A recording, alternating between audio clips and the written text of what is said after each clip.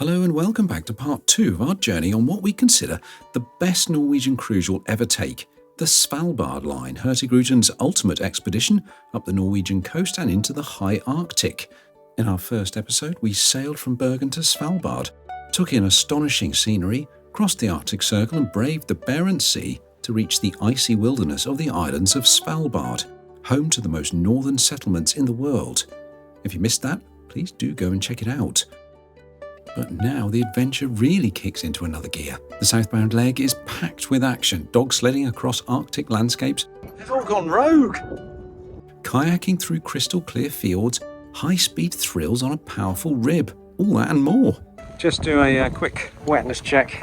Yeah, slightly damp. And when we're not out chasing adventure, we're indulging in fine dining, deliciously inventive cocktails, soaking up more unbelievable scenery, and let's be honest, having a ridiculous amount of fun. Oh my goodness, what is that? So grab a bottle of aquavit, wrap yourself in a cosy winter jumper, and let's dive into part 2 of this epic Arctic adventure. Let's go!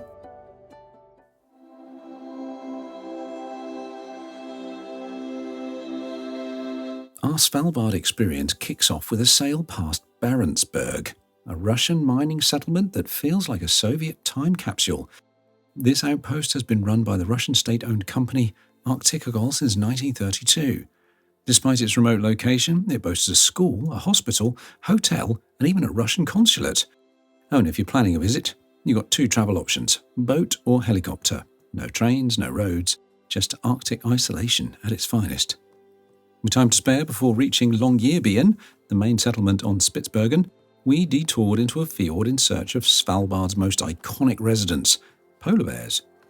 Given that the crew hadn't spotted any this season, we weren't exactly brimming with optimism. But then, in a moment of Arctic magic, our eagle-eyed captain spotted a pair ambling along the shoreline.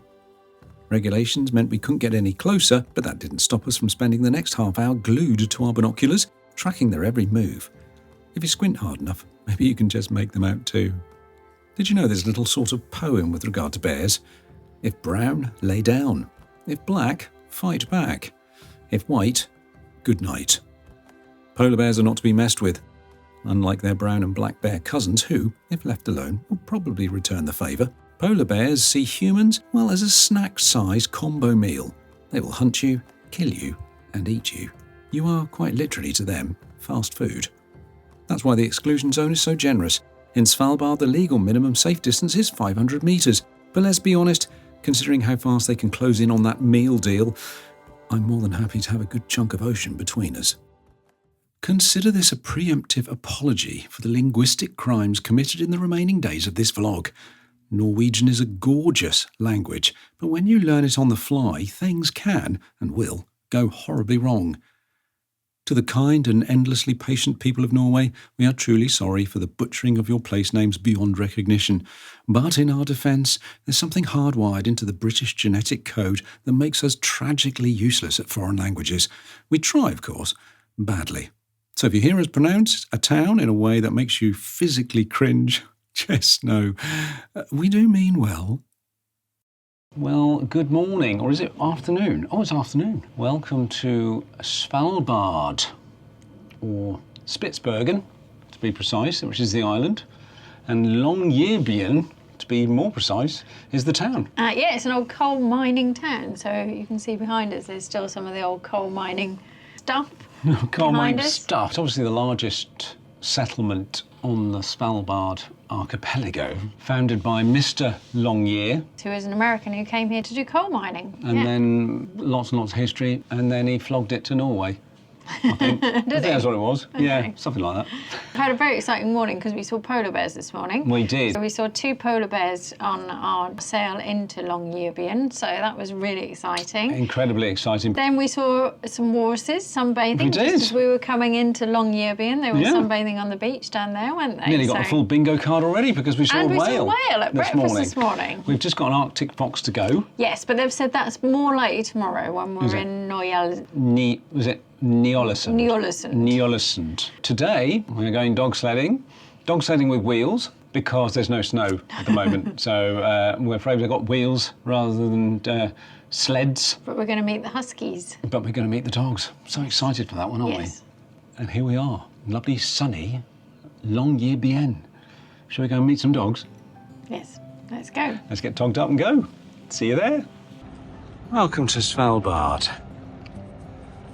These are the quite famous signs of, well, I think it's Svalbard in general. Basically, it means don't go beyond this point without a gun or someone with a gun because you're not protected. It's polar bear country, basically.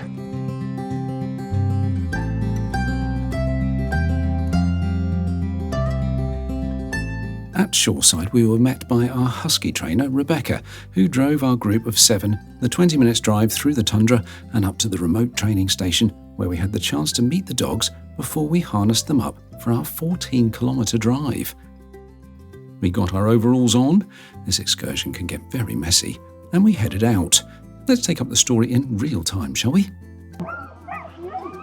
Hello, hello, hello. I must say you look very dashing, Fanny.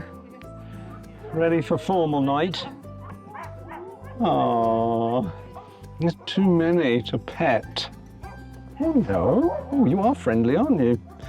Hey? No, don't wee up me, please. He was doing all that, and then he pisses on my boot. Cocks his leg at me. What does that mean? Does that mean he likes me or he doesn't like me? The highest of compliments. It's not. Oh, must have been something I said. Yeah. These look like our carriages. Oh my god, they aren't. I think the dogs know we're about to start. Look at them. They literally are raring to go. Whoa! Here we go.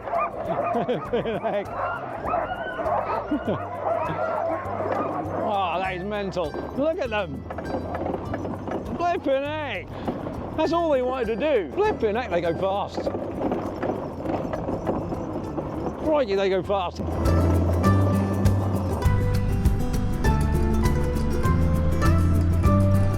You're right in the back. Well, it's coffee break time. Helen's at the wheel. Water break for the dogs. Is there a Starbucks nearby, Helen? Look at this. The Arctic tundra. They've all gone rogue. They've gone rogue, Helen. Oh, here they come. Well, they're very obedient. Mush. Oh my goodness. Oh, oh. Oh, why get it on? Oh, oh. Oh. Apparently these dogs are run all year round. And in the winter, they have proper sleds. The dogs are still taking on expeditions to the North Pole still to this day. And all they want to do is run and pull things. That's what they're bred to do. They complain otherwise. Helen's helping with the watering. It's a bit chaotic.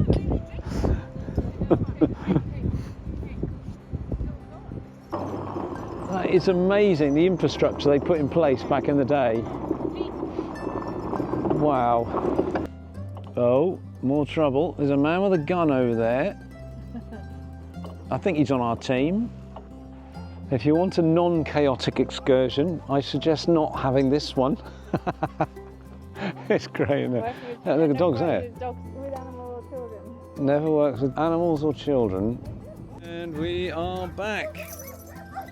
Team, team, team, team, team. Well done, team.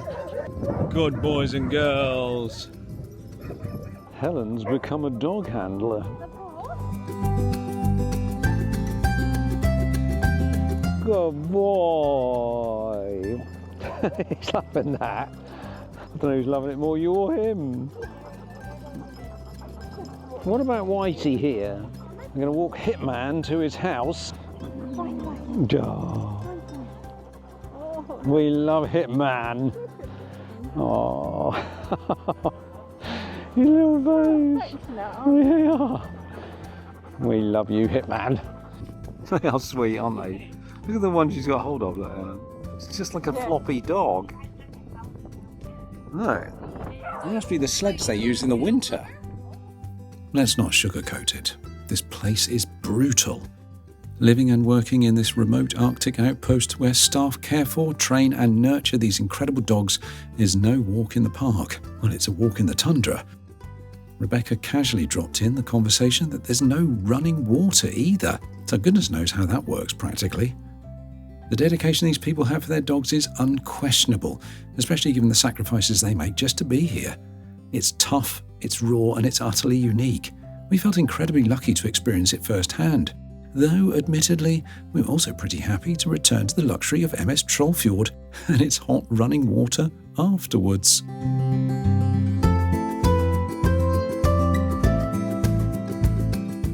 As you sail out, you'll be fascinated by the rather worrying quantity of what look like radar domes up on the hilltop.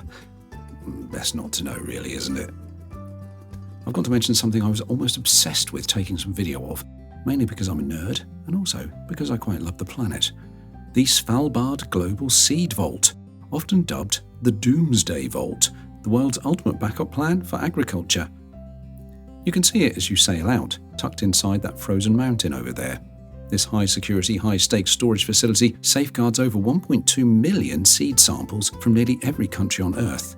Its purpose? To ensure humanity has a way to reboot global food crops in case of disasters like war, climate change, or, well, let's be honest, human stupidity. Opened in 2008, the vault is designed to withstand everything from earthquakes to nuclear war. Even if the power fails, the permafrost should, in theory, keep the seeds naturally frozen. And if that doesn't work, well, we've probably got bigger problems, haven't we? Well, good morning and welcome to Ny-Ålesund, the super secretive scientific base that does super secretive scientific things. I had to turn all our radio communications off, airplane mode on, cell off, even Wi-Fi off. Everything has to go off here. If you leave it on, apparently, so I've heard, they will do a memory wipe, like Men in Black before you leave. Come with us on this mysterious journey as we dig below the surface. Not literally, it's permafrost, you can't dig. Look at these guys, like they're just wearing t-shirts. It's like 2 degrees out there, I'm sure it is. No, but we're not allowed to know what temperature it is because we're not allowed to turn our phones on. You're not allowed to know anything. I reckon they're genetically modified humans. Nice to see people having a bit of a beach day here. How lovely. Well, it's the summer. They go for a refreshing dip. Shall we see how cold the water is? Oh yeah, that's icy cold. Oh gosh, it's cold. Well, you would expect it really, wouldn't you?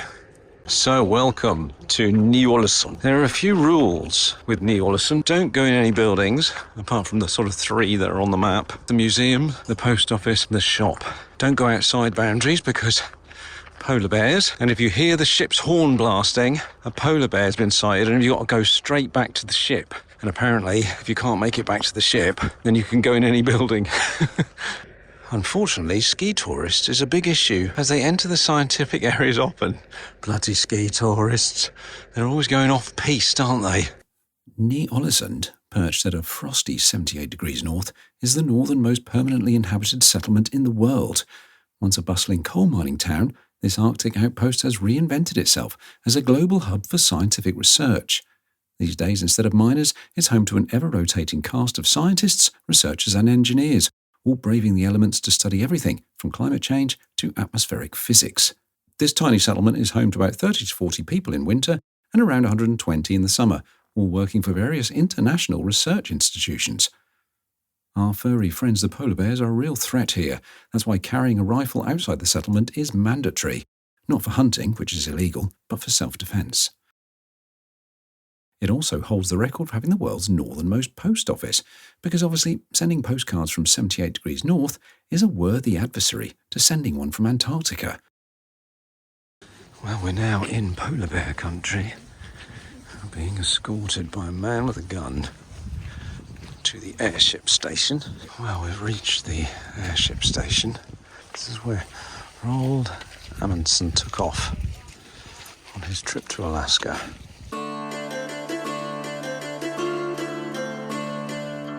Dear guests, we hope you have had a pleasant stay here in Ny-Ålesund. We will be able to see the Brønnøysund glacier on the starboard side. The glacier is 18 kilometers long, and we strongly recommend that you go out and take in the view. Leaving Ny-Ålesund, we pushed even further north, cruising up the fjord until we hit 79 degrees north, meaning for a brief moment we were amongst the most northerly people on the planet. But eventually it was time to turn south, leaving Svalbard behind for the 2-day voyage to return to Senja, address unknown. Fortunately, the seas were much calmer than our northbound journey, so no gut-wrenching footage to show you, which was good news because that evening we had something special lined up. The Executive Chef's 7-course tasting dinner, a once-per-cruise event with limited seats and a hefty 1,950 Norwegian kroner cover charge. Pricey? Sure. Worth it? Well, let's find out. The night kicked off with a specially crafted cocktail, courtesy of Nikolai from the bar, setting the tone for what was to come. A glass of Bollinger was poured, Oscar welcomed us, and the feast began.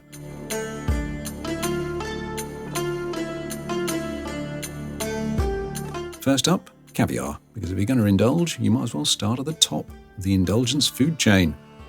That was followed by deep-fried oyster with herb mayo, then a king crab loin with brown butter mayo, served alongside a pickled celeriac pancake stuffed with crab salad, because apparently we weren't being spoilt enough already.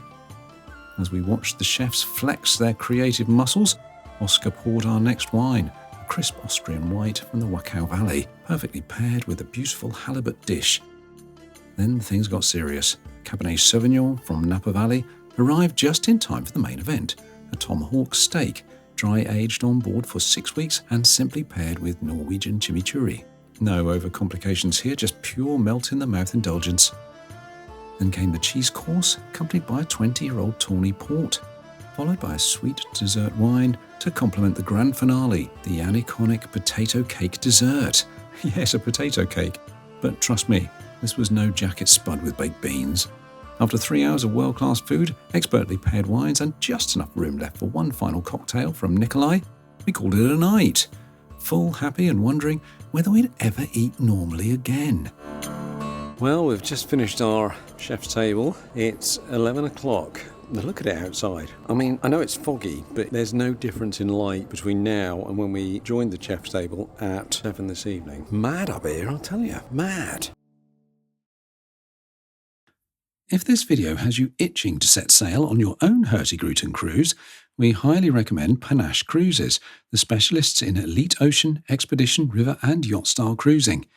Their multi-award-winning team has decades of experience in matching cruises with their perfect voyage, ensuring your cruise is as seamless as it is spectacular. With your own personal cruise connoisseur, no question is too big, no detail is too small. They'll handle everything. So all you have to do is pack and leave your front door looking fabulous. Visit their gorgeous website and start planning your dream cruise, like the one we've taken on MS Trollfjord. Oh, and when you call, please don't forget to mention Visit With Us. It helps support this channel at no extra cost to you, plus we often have exclusive treats and perks just for being part of the Visit With Us family. Check out our pinned comment for the latest little thank you gift. Thanks for listening. Let's get back on board.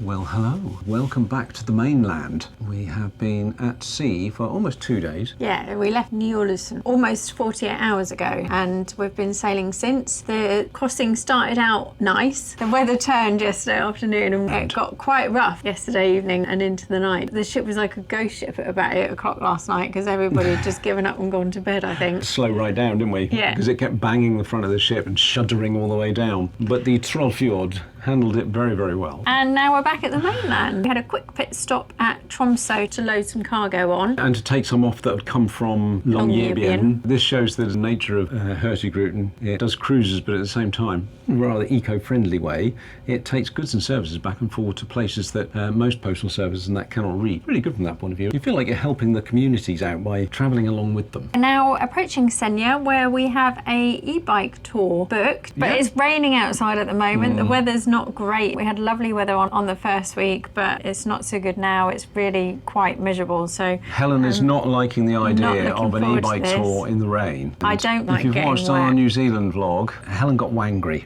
I did get wangry. which is wet and angry.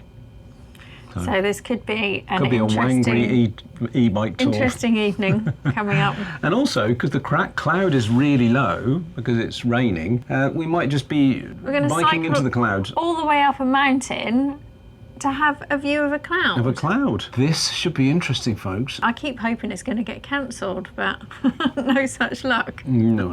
It doesn't get cancelled in Norway. They're a hardy sort, you know. They don't cancel things for little things like rain. It's not the UK. I better go and get changed then and get some wet weather gear We're on. going to get togged up and we're going to show you Helen's frustration for the next 2 hours. Come along with us, it'll be fun. Well, for me anyway. Well, we've got our bikes. We're in the rain. The bikes look brilliant though, don't they? My legs are soaked through already. Our first stop of the day. Look how low the cloud is. Just going down the fjord. There she is, what a beast. Where's Helen? Oh, she's over there, causing more mayhem. Oh, look at that. The hairpin is so cool.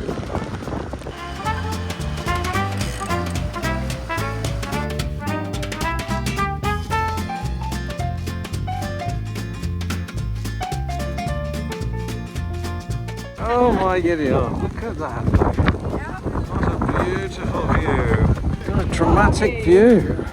Look at that. Wow. Isn't that stunning? If I could see it, yes. Just do a quick wetness check. Yeah. Yeah, slightly damp. Now this road is shut because of the falling rocks. Well, you can see, beware of the falling rocks. Oh my goodness. Perhaps I should stop filming now. Put both hands on the handlebars. Oh my goodness. Oh my goodness.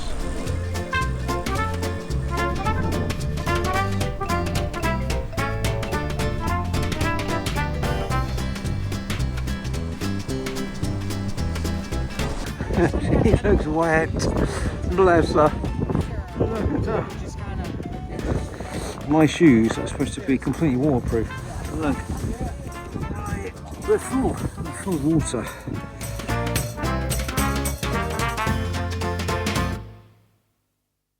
What about that then? Well, We're back at the room. I think I'm probably the wettest I've ever been. Yeah. You know, Without jumping in a water. Yeah, without jumping in a pool. Absolutely soaked through. I've got waterproof shoes on, but they're just filled with water. Yeah.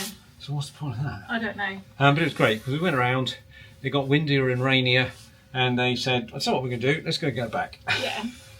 So we're now literally going to go and stand in the bath and derobe because I think there's probably more water inside us than there is even on the outside. Tell you what though, Thank heavens for these marvellous these are brilliant. Hurtigruten. 10 out of 10 Hurtigruten. I think the only bit of me that is dry is the bit behind the jacket. The jacket, everything else is... Everything else is wet. Oh. Yes. But we made it round. Hopefully we've got some footage. It was fun. It would have been nicer if the weather had been nice, but Tell you what I know now, nice gin tonic. we'll remember it. Job done. Tomorrow we're going to get wet as well, but that's another story. Yeah. After all that exertion, appetites were raging and dinner felt well earned. And frankly, well, it never tasted better, if that's possible. But the evening wasn't over just yet. Armed with a voucher for a free drink at the local pub, conveniently located a grueling 1-minute walk from the ship, we figured it would be rude not to pop in. Well, as long as we were home before dark, if you see what I'm saying. We've had a lovely meal. And it stopped raining? It stopped raining. When we finished the bike ride, they gave us a voucher for a free drink at the local pub. Which is open till midnight. When we got back, it was so wet, and we absolutely soaked. There's no way we could have gone in a pub No. wet like that. No. So we we thought we'd have something to eat. There you go, look, there's a little sign. Torsken Brig open. I Welcome think in. it's in there, isn't it? Oh, We're excuse- going to have a look. Oh, that's nice, isn't it? Hello. Very well, thank Very you. well, thank you. We've got a very small voucher here. Is that okay? It's a little bit wet. I've got to- unfortunately. This one is not that wet that I got before, so this is okay. Mine's wetter. But it's sad that you couldn't see the Torsken when we have the water is very clear and you can see sea stars, crabs, small Really? big crabs. And yeah, Right, Thank you very much indeed. much. Cheers.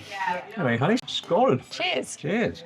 We are on Senja, and unfortunately we didn't see much of it today because of the weather. And we're only here for a short period of time. There's the water fountain thing in the middle of the water there. yeah, Do you yeah, they said remember? about that, didn't they? The island of Senja is called Little Norway because apparently it has all the attributes of all of Norway on the island. It's the second biggest island in Norway, but it's supposed to be a really beautiful picture postcard place, but unfortunately the weather wasn't with us today. But nonetheless, we got a free beer.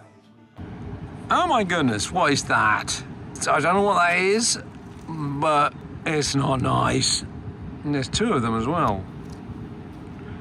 If anyone knows what that is, please let me know because I haven't got a clue what that is.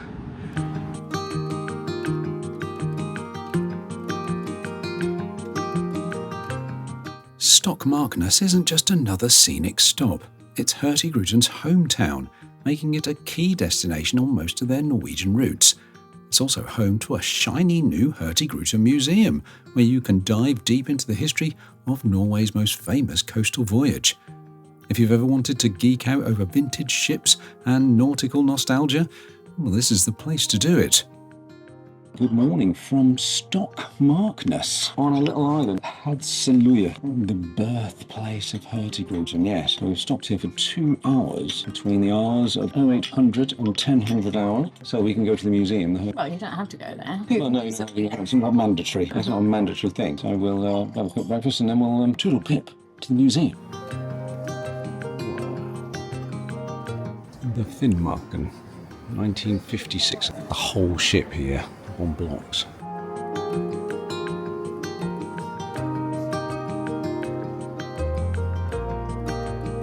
We're going to embark. Oh, here's the kitchens. The galley.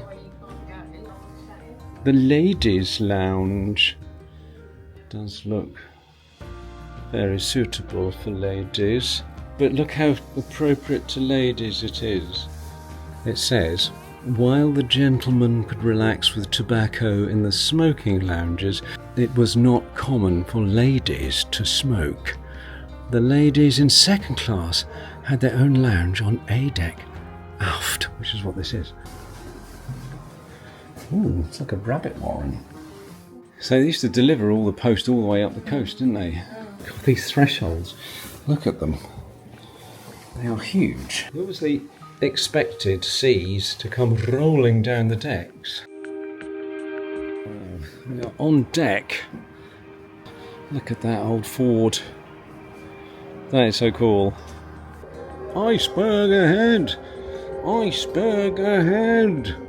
These are the luxury cabins, especially nice for passengers to stay close to the ones that have command and responsibility on board.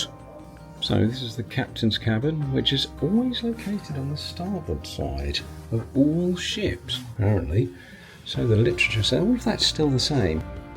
Oh, is this where all the gentlemen smoked? Well, they had slightly more room than the ladies' room, didn't they?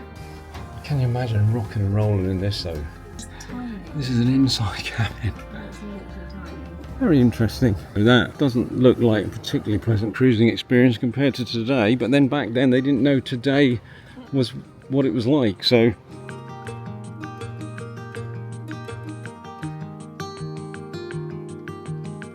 With our whirlwind tour of Finnmarken complete, it was time to bid farewell to Stokmarknes and set sail for our next stop, Svolvær, the capital of the Lofton Islands.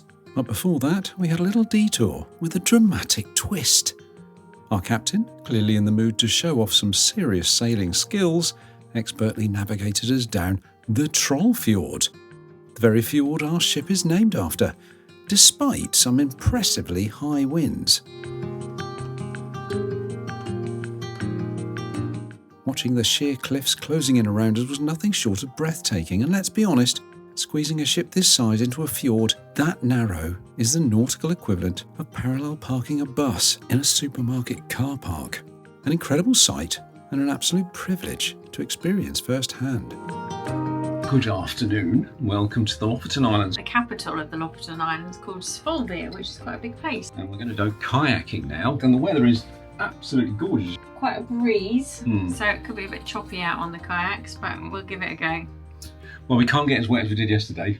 Unless, of course, we tip the kayak. Yeah, so please don't say that. We don't want to be going in because of the jellyfish. Please don't say that. That's always my worst nightmare with kayaking. I like kayaking, but every time I get a little bit scared that I'm going to capsize the kayak. I think they're single kayaks as well. They're not, are they? I don't know. Oh dear, I've just worried her. Let's see when we get there, shall we? Your face. Oh no. Anyway, let's see how we get on, shall we? Oh. Onward and upward, as they say. Okay. Skål! Let's go. This is a beautiful harbour front here. Thankfully, it's a double kayak, so Helen's pleased. Update, we are in the water. Well, not literally in the water, thankfully. And we are off. Paddle, Helen. Mush. This is nice. We are kayaking in Lofoten. Oh! Kayaking in. I'm supposed to be the cameraman at the back here. You wouldn't believe it, would you? Steering. I'm doing all the things. Wow. I'll tell you what, we haven't been anywhere as scenic as this kayaking, have we? Wow, look at that. And the sky perfectly sets everything off, doesn't it? This is where they obviously dry the fish. You're saying these are fishermen's cabins. Gosh, up to 12 fishermen per cabin. This fjord here is where the Arctic cod come down every year to spawn. Fishermen will come from all over Norway to come and partake in the Atlantic Cod Festival. Obviously takes place when the cod, bless them, are trying to lay the eggs. Like Glastonbury, but for fish. Very sheltered here. You can see through that gap there, a little bit rougher. Windy out there, but I think we'll just go a little bit out and have a look. Oh, look at the waves against that rock up there. Take me back, deja vu. And now our guide's taking us in some sort of housing estate. What's going on? This wasn't in the itinerary. Oh, I could murder a beer. This is very sweet though in here. Oh, we've got to go through that little bridge. I better get paddling. Oh, we're through the tunnel. Look at some of these houses. They're amazing. Wow. There it is. It's the beautiful Trollfjord. There it is. After all that exertion, we went back to the ship so I could have my much-needed beverage and Helen some afternoon tea, this time from the 1893 bar. To kayaking.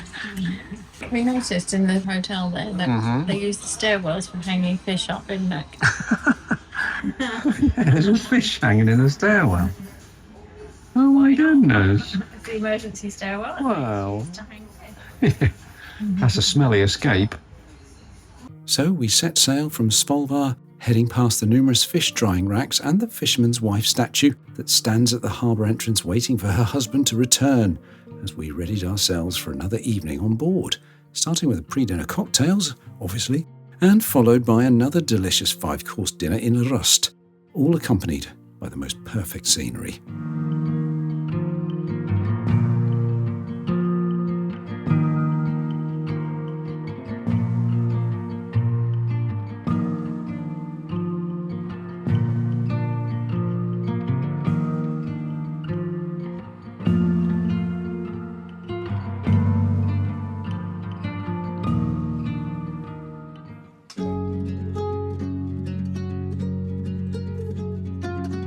Heading further south and back past the Seven Sisters mountain range that we had passed on our northbound journey, please see part 1, we approached our next port of call, the beautiful city of Brønnøysund. Well, good morning and welcome to sunny Brønnøysund. Well, we got wet yesterday. Today, we're going on a rib ride. So we got these all-in-ones to put on. They're a bit cleaner than the dog sledding ones. We go to the boat. I think we're going on the big one.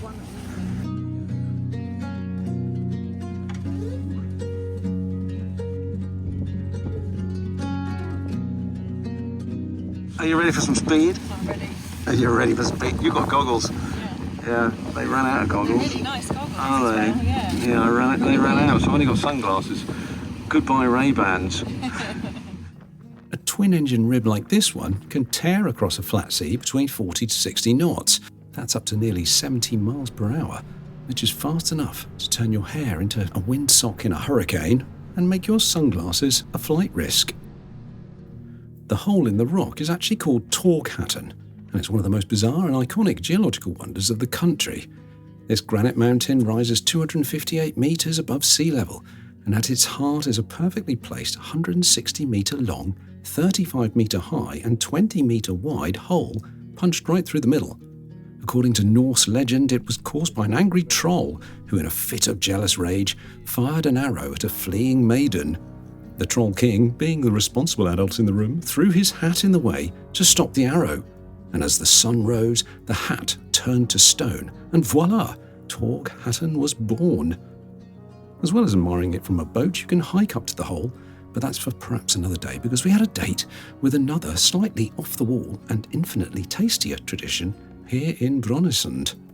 Brønnøysund, it's exactly halfway down Norway. Way between the most northern point and the most southern. The North Cape, Nordkapp, 840 kilometres where we've just been, and Lindesnes, past Oslo, the most southern tip, 840 kilometres that way. And we are slap bang in the middle of Norway. And this stone is it's a marker point, I guess. We have had such a lovely time on this ship. We never ever thought that it would be this good. To celebrate this fabulous cruise, we've got to do something. Which is what everybody does. Which is what everybody does. Okay. And what is that? Strawberries and ice cream. Strawberries and ice cream. Don't ask me why. We're just going to go and do it. It's like soft whipped ice cream. Yeah. And then strawberries on the top. And Exactly. it's a thing here. It's a thing here. Let's go and do it. Oh, yeah. And so another fabulous morning with fabulous weather in a pretty Norwegian town had come to an end, and it was time to set sail again for an afternoon of stunning scenic sailing as we headed towards Ålesund. Just take a look at this.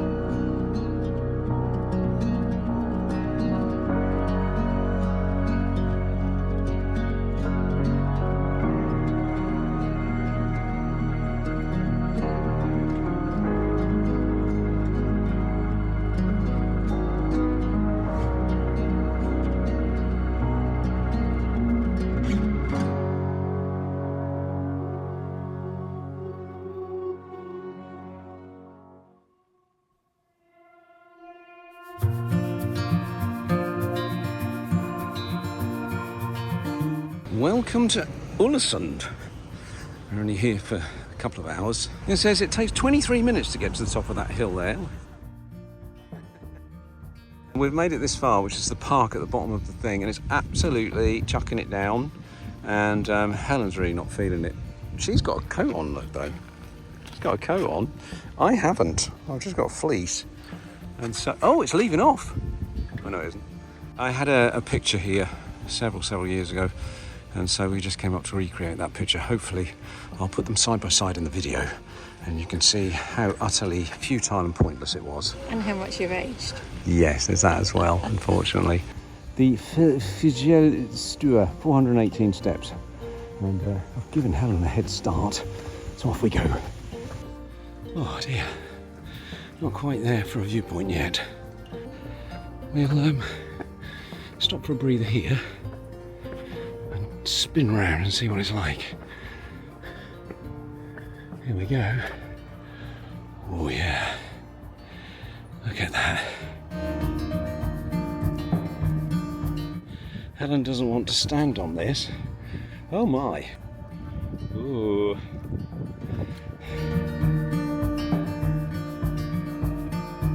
Wow, look at that. What a beautiful view from this viewpoint. Step 408. We are nearly there. How many did it say at the bottom? 431. Isn't it gorgeous? Wow.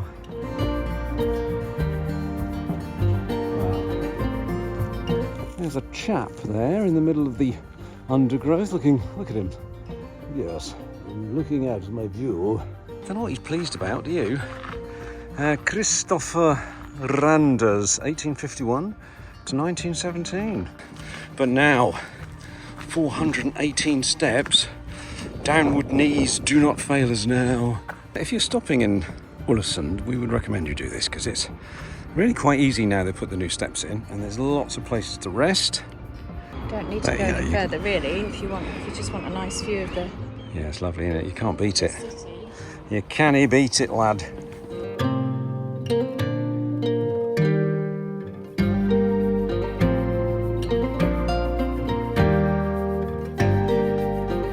Back from our walk, we settled in for a well-earned leisurely breakfast, enjoying the sail out of Ålesund.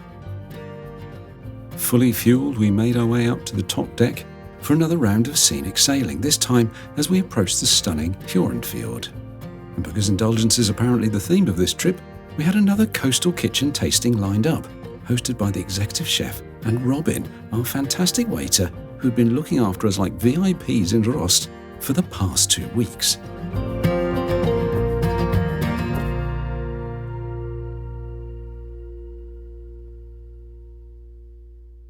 Arriving in Sæbø, a postcard-perfect valley town at the end of the fjord, we had a first for this cruise.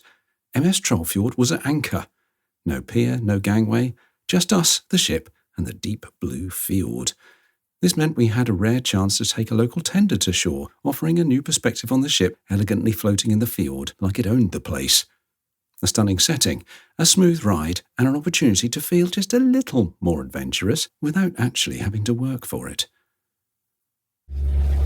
Well, there we go. Welcome to Sæbø. Very short tender ride. And here we are in Sæbø. Look how beautiful it is when the sun comes out. That is gorgeous. Oh, I wish I'd have brought my big camera because that's a beautiful view of the ship. That is a chocolate box view, isn't it?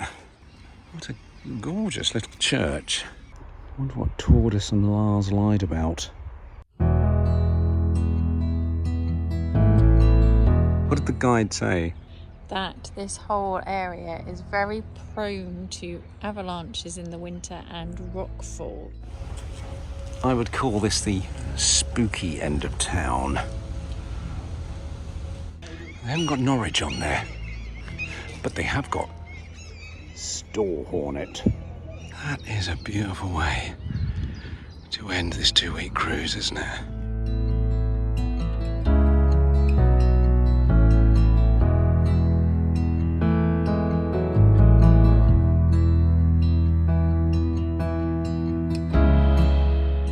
What a fantastic final port of call before heading back to Bergen, and while we waited for the tender to take us back to the ship, Helen found a rather creative way to keep herself entertained.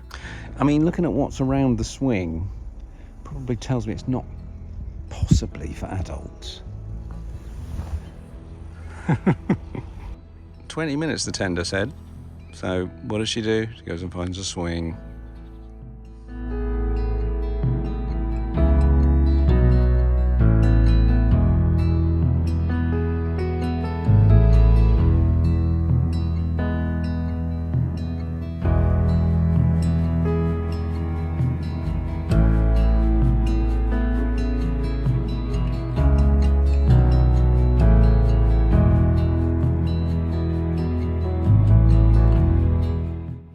The sail away from Sæbø was nothing short of spectacular, made even better by the crystal clear conditions. Despite the brisk wind doing its best to turn us all into human kites, no one could bring themselves to leave that view. Well, almost no one. The one thing tempting us away? Our final chance for afternoon tea in Rost. And let's be honest, it's not an opportunity you pass up. This time, the selection of sweet and savoury bites was entirely different from our last visit, proving once again that Isabella is an absolute wizard when it comes to small plate perfection. In fact, the entire culinary team in Rost deserves a standing ovation. Their flair for flavour, originality and sheer creativity puts them firmly at the top of the skills tree, although after 2 weeks of indulgence, we were personally feeling more like we belonged at the bottom of the tree, preferably in a nice big hammock, sleeping off the whole experience.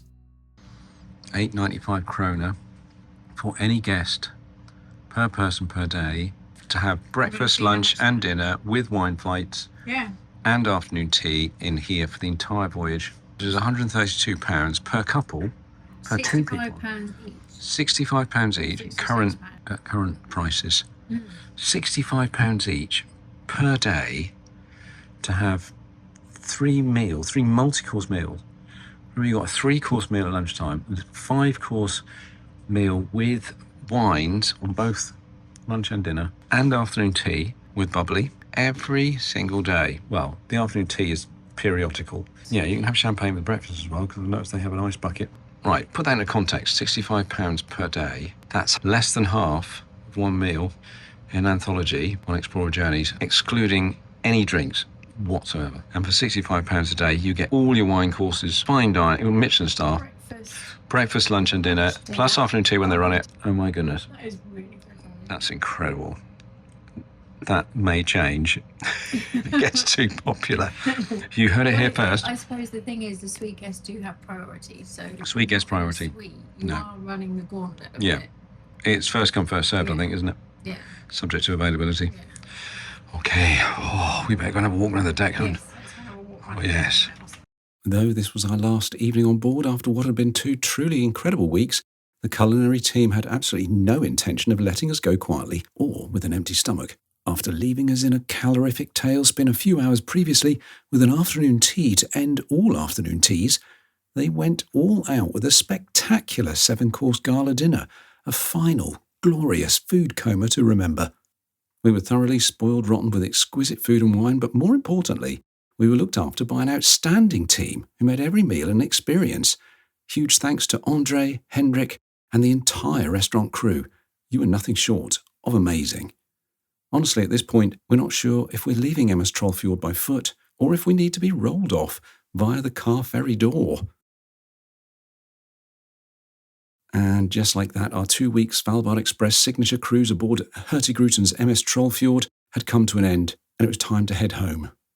We'd done 3 previous Norwegian fjord cruises, but this was Norwegian cruising on another level, a deep dive into Norway's landscapes, culture and cuisine that left us with a whole new appreciation for this incredible country.